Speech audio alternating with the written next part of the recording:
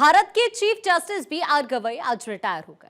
24 नवंबर को राष्ट्रपति भवन में जस्टिस सूर्यकांत भारत के 53वें मुख्य न्यायाधीश के रूप में शपथ लेने वाले हैं। गवई ने भावुक विदाई के साथ अपने 40 साल के न्यायिक सफर को याद किया। जस्टिस गवई ने कहा कि आप सभी की भावनाएं सुनकर मेरी आवाज रुक सी गई।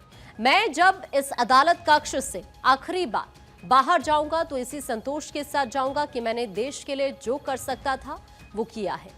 उन्होंने अपनी 40 साल की यात्रा वकील से लेकर हाईकोर्ट जज, सुप्रीम कोर्ट जज और आखिर में सीजेआई बनने को बेहद संतोषजनक बताया। देश के 53वें प्रधान न्यायाधीश पद की शपथ लेने जा रहे जस्टिस सूर्यकांत की भारत का मुख्य न्यायाधीश बनने के बाद पहली प्राथमिकता सुप्रीम कोर्ट और देश की अलग अलग अदालतों में लगे मुकदमों के ढेर को खत्म करने की होगी। सीजेआई का पद संभालने के बाद 1 दिसंबर तक जमानत और तत्काल मामलों की सुनवाई को लेकर कोई सुखद खबर जरूर आ सकती है। जस्टिस सूर्यकांत ने कहा है कि उनकी पहली प्राथमिकता लंबित मुकदमों का शीघ्र निपटारा करना है। केवल सुप्रीम कोर्ट में ही नहीं बल्कि देश की अदालतों में लंबित मुकदमों का जल्द निपटारा उनकी प्राथमिकता होगी।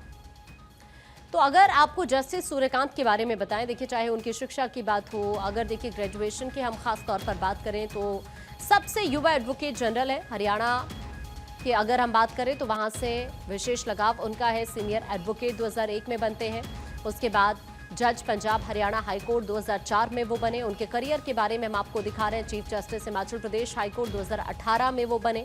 जज सुप्रीम कोर्ट ऑफ इंडिया 2019 में बने। इस तरह से उनका अभी तक का सफर रहा है। Chairman supreme court legal services committee 2024 में बने।